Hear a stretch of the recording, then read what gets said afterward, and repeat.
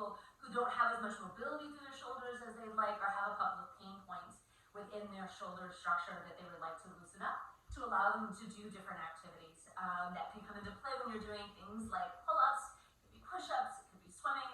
Basically anything that requires a full motion of that shoulder is going to be something that we're going to want to bring some additional movement and mobility into that structure to be able to obtain. If you have access to a strap, you should grab one. I did not, so I'm going to grab that really quickly.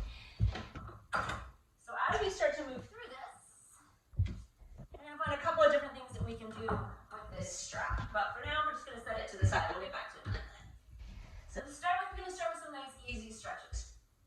Take your right arm, reach it up to the sky, and then bend that elbow, taking your palms towards the middle of your back.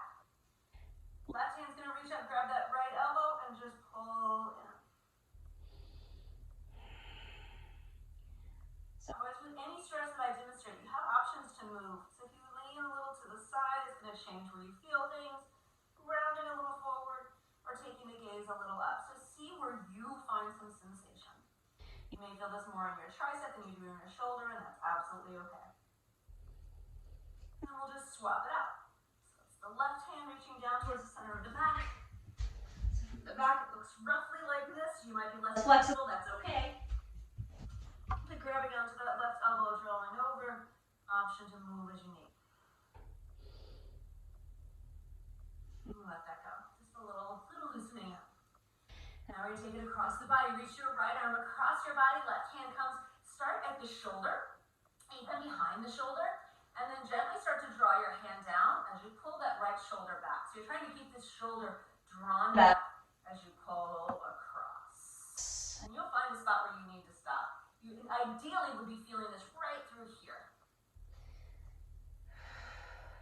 And if your shoulders are really tight, it's going to change how intense you can get in these poses. That's absolutely okay. And give it a couple breaths. And then we'll let that go, change it out. Left arm reaches across, right arm comes to the back of the left shoulder, and then starts to draw down as you pull back with the left shoulder.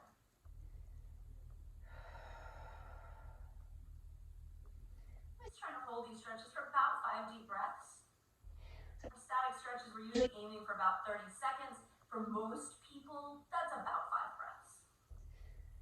So you don't necessarily set up a timer, just give it 5 good deep breaths. And then release. And let that go. Do a little bit of movement. You're going to just swing your arms wide and slap yourself across the back. We're just loosening things up, getting a little bit of blood flowing. Trying to change which arm is on top each time. Might not always happen, but that's okay. That's what we're aiming for. We give it about 10. I have totally not been counting. Also okay if you haven't either. We're just going to do a couple more. But when you're doing this on your own, about 10 rounds. Shake that off. Last one I like to do to get a little bit of blood flowing, up onto your knees or standing up, whichever one, and just swinging the arms back and up. I usually clasp my hands when I get to the top and let my hands drop back behind me. You see what works for you. Just a little bit of movement to shake all this out. Getting a little bit of blood flowing into the body, getting everything nice and warm.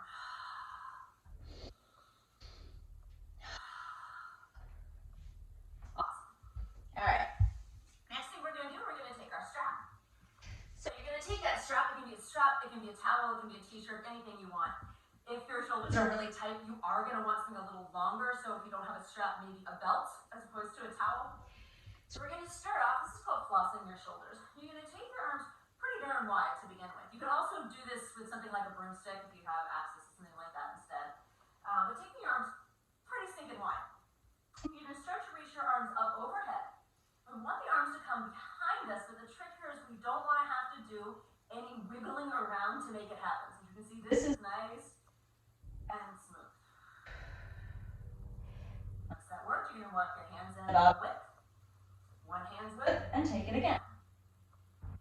As you do so, you're probably going to find a spot, mine's right about here, where maybe you want to hang out for a second or two because it's really intense. And then take it up and over, give it about 2 rounds with that width, and then come in again. You're going to keep walking in until you reach a point where you have to do some kind of crazy motion to get your arms to go behind your head.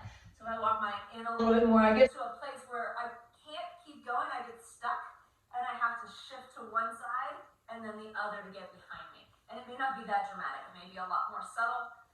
But when you find that place, that's where you want to stop. So we don't want to have to do any of that jockeying around. Letting these be nice and slow. And like I said, when you find those places that are really intense, sometimes what you want to do is just get past it. Instead, hang out there for a second or two, breathe into it, let it open up, and then let it go. Setting your strap aside for a few moments. All right, our next stretch is going to look like a puppy pose from yoga if you've ever done a puppy pose. So puppy pose takes a little bit of explaining, so bear with me. It starts off looking like a child's pose, but it's a lot more active. So knees can be as wide as you want, toes together. You're going to reach your arms long on the mat. So taking your arms long in front of you, so far in front of you, you have to come up onto your knees a little bit, as opposed to child's pose where you stay seated. So you're coming up a little bit, plant your hands, spread your fingers out wide, hands about the width of your mat, maybe even a little bit wider if it feels better. And now you're going to start to drive your hips back. But our goal here is to really lengthen through the shoulders and even try to get the top of the forehead down onto the mat. So this is a really active pose where actually it feels almost like someone's trying to pull my arms out of my sockets as I get into this. My hands are so firmly planted that as I lengthen back and try to get right about here onto the mat, not necessarily top of the head, the top of the forehead, it's really going to lengthen and pull through that area. So when you get there, we're going to hold it for about 10 seconds.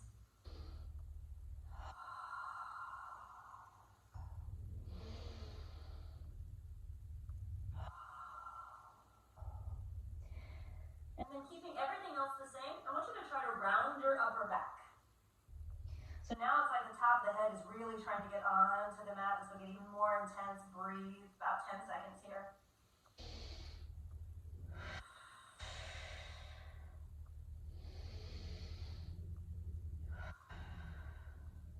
Still staying where you are. This time now let the chest come down towards the mat, almost like your chin is on the mat. And then keeping that there, you're still going to try to round your spine. So chin's down, but you're rounding a little through the back.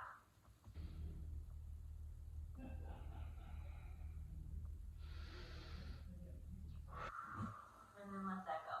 So as we take each different position, it should be hitting different areas within your shoulders. So you have the basic one where you're just reaching long and lengthening back, center of the forehead right there, trying to be on the mat. And then we're going to round a whole lot deeper, letting more towards the top of the head come back, really rounding through the shoulders, lengthening back. And that final one is center of the chest down towards the mat, chin towards the mat, and then that last little rounding. It's a very tiny little motion, but you should then feel it coming more into the fronts of your shoulders. So just one more time in case you took a little second for all of that to process. Those three shapes would be reaching long, hips reach back, the forehead rests on the mat, and then we round the spine, and then we arch the spine, plant the chin, and just round right at the top of the back, and then let that go. This is super, super, super intense stretch, but it's really good for you. It's the best thing I have found, and I personally have a lot of issues in my shoulders. I've dislocated each of them a couple of times, but not even just once. I've done a lot of damage to them. There's a lot of scar tissue that I have built up in my shoulders and a lot of long-term damage there. And I've been able to rehabilitate a lot of this through these kinds of exercises. All right, the next thing that we're going to do, this is a strength exercise. So we demonstrated sitting up. You're going to do it lying down. I just know it's kind of hard to see things when I'm laying on the mat, so I'm going to show you what's happening from sitting up, and then I'll take it to lying down. It's very simple in concept. So your arms start reaching up towards the top of your mat, so you should be laying on your belly. And you're going to take them all the way down, palms face down. About halfway down, you're going to flip your hands so your palms at that point will be face up. And keep right on coming until your hands hover over your low back. So if you don't have very flexible shoulders, this is going to be really intense, and your hands are going to want to be on your back. I'm trying to lift them up. They may not come as high as mine will. Because again, I've been doing this exercise for a little bit. And then you take it right back. Palms face down till about halfway, then they flip, then they come overhead. So show this on your stomach. Arms reaching long in front of you. You're going to come out to the sides, trying to lift up, up, up, up, up, flip. Come all the way back behind you. Hands come to touch. And then taking it right back. Arms flip about halfway, and then coming back overhead. So you give yourself about 10 rounds of this.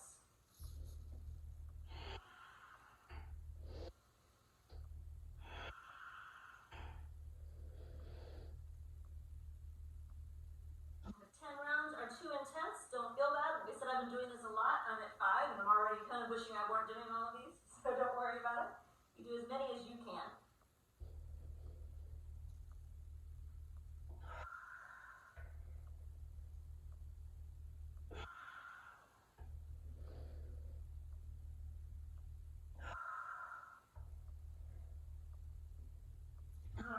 Let it go, shake it out a little bit if you need to.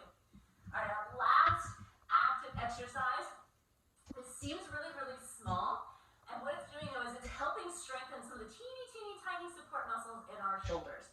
So this is a lot of the things that help prevent injury and make you able to do the much more active, intense exercises such as a pull-up, a push-up, a chest press, a shoulder press. It's getting all the little teeny, tiny muscles that give us support. So again, you're going to take whatever you had, strap, towel, belt, whatever. This time you're going to hold on to it about shoulder width apart. You can take your arms long in front of you. First round, palms are going to be face down. We're just going to float everything off the mat, kind of like a locust. We'll just the upper body off the mat. We're going to float everything up and pull out and just hold.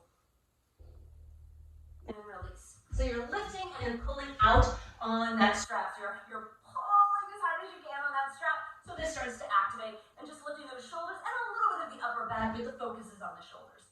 So don't stress too much if you don't come very high off the mat the way you might in a more traditional badminton. Absolutely okay. So we would just lift and pull and hold. Demonstrate that again in a moment. Then the second one, I want to show this from here so you can see what's going to happen. You're going to lift, but then you're going to turn your palms towards each other as you pull out. It's a different area. So again, we're still pulling out, but instead of palms being face down, palms are going to be face in. It's surprisingly intense for a very small little exercise. So we'll do both of those. So we're going to lift the hands off the mat, pull out, hold for 3, 2, 1, release. This time we're going to turn the palms in. So we're going to float everything up, turn the palms in, and hold for 3, 2, 1, release. You could do those for a couple of more rounds as you get stronger, as you need, and you'll start to see which ones of these really work best for you and begin to put together your own plan.